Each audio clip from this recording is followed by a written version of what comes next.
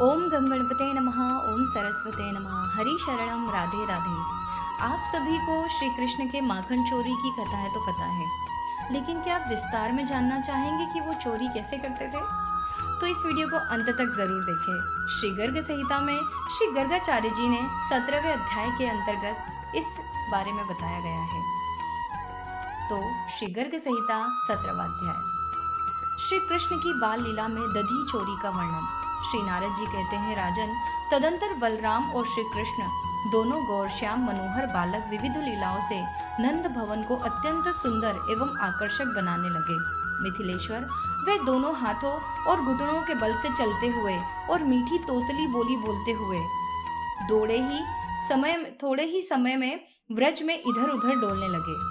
माता यशोदा और रोहिणी के द्वारा लालित पालित वे दोनों शिशु कभी माताओं की गोद से निकल जाते और कभी पुनः उनके अंक में आ बैठते। माया से बाल रूप धारण करके त्रिभुवन को मोहित करने वाले वे दोनों भाई राम और श्याम इधर उधर मंजीर और करधनी की झंकार फैलाते फिरते थे।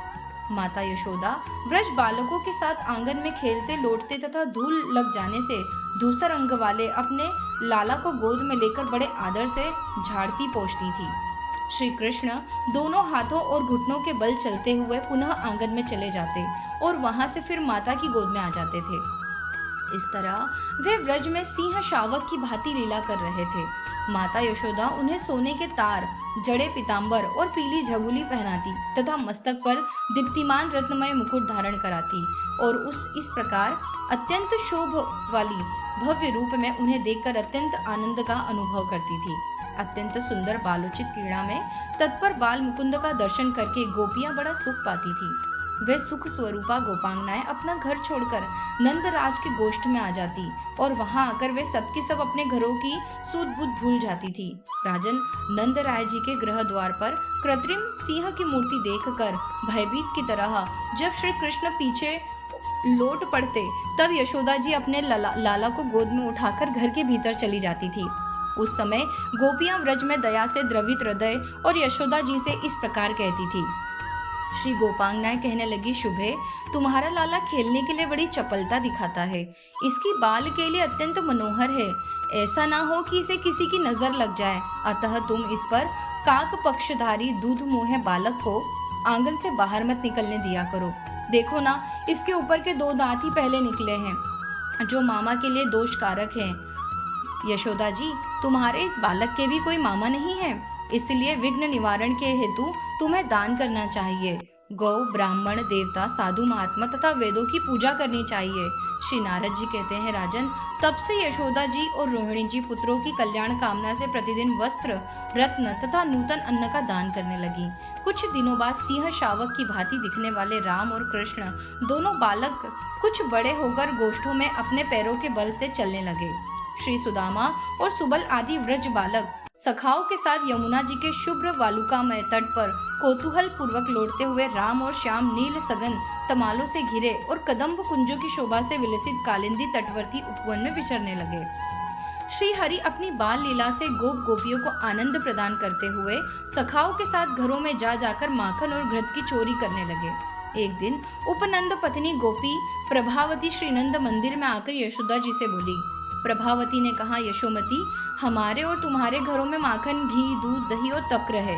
उसमें ऐसा कोई बिलगाव नहीं है कि यह हमारा है वह तुम्हारा है। मेरे यहाँ तो तुम्हारे कृपा प्रसाद से ही सब कुछ हुआ है। मैं यह नहीं कहना चाहती कि तुम्हारे इस लाला ने कहीं चोरी सीखी है। माखन तो यह स्वयं ही चुराता फिरता है, परंतु तुम इसे ऐसा ना करने के लिए कभी शिक्षा नहीं देती। एक दिन जब मैंने शिक्षा दी तो तुम्हारा यह ढीठ बालक मुझे गाली देकर मेरे आंगन से भाग निकला। यशोदा जी, व्रजराज का बेटा होकर यह चोरी करे यह उचित नहीं है, किंतु मैंने तुम्हारे गौरव का ख्याल करके इसे कभी कुछ नहीं कहा है। श्री नारद जी कहते हैं, राजन, प्रभावती की बात सुनकर नंद गेहनी यशोदा ने बालक को डांट बताई और बड़े प्रेम से सांत्वना पूर्वक प्रभावती से कहा। श्री यशोदा जी बोली, बहन, मेरे घर में करोड़ों गौएं हैं। इस घर की धरती सदा गौरस से भीगी रहती है। पता नहीं है बालक क्यों तुम्हारे घर में दही चुराता है। यहाँ तो कभी ये सब चीजें चाव से खाता ही नहीं। प्रभावती, इसने जितना भी दही या माखन चुराया हो वह सब तुम मुझसे ले लो। तुम्हारे पुत्र और मेरे लाला में किंचन मात्र भी कोई भेद नहीं है। यदि तुम इसे माखन चुराकर खाते और मुख में माखन लपेटे हुए पकड़कर मेरे पास ले आओगी तो मैं इसे अवश्य ताड़ना दूंगी, डांटूंगी और घर में बांध कर रखूंगी। श्री नारद जी कहते हैं, राजन, यशोदा जी की यह बात सुनकर गोपी प्रभावती प्रसन्नता पूर्वक अपने घर दिन श्री कृष्ण समवयस्क बालकों के साथ फिर दही चुराने के लिए उसके घर में गए। घर की दीवार के पास सटकर एक दूसरे से बालक का हाथ पकड़े धीरे धीरे घर में घुसे। छीके पर रखा हुआ गोरस हाथ से पकड़ में नहीं आ सकता था। यह देख श्री हरि ने स्वयं एक ओखली के ऊपर पीढ़ा रखा, उस पर कुछ ग्वाल बालों को खड़ा किया और उनके सहारे आप ऊपर चढ़ गए। तो भी छीके पर रखा हुआ गोरस अभी और ऊंचे कद के मनुष्य ही से ही प्राप्त किया जा सकता था, इसलिए वे उसे ना पा सके। तब श्री दामा और सुबल के साथ उन्होंने मटके पर डंडे से प्रहार किया। दही का बर्तन फूट गया और सारा गव्य पृथ्वी पर बह चला। तब बलराम सहित माधव ने ग्वाल बालों और बंदरों के साथ वह मनोहर दही को भरकर खाया। भांड के फूटने की आवाज सुनकर गोपी प्रभावती वहां आ पहुंची।